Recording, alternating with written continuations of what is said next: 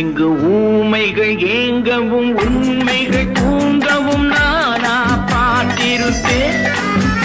ஒரு கடவுள் உண்டு, அவன் கொள்கை உண்டு, அதை எப்போதும் காத்திருப்பேன். முன்பு ஏது வந்தார், பின்பு காந்தி வந்தார், இந்த மானிடர் திருந்திட பிறந்தார்.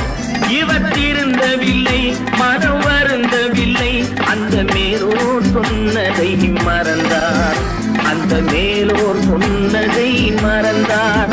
நான்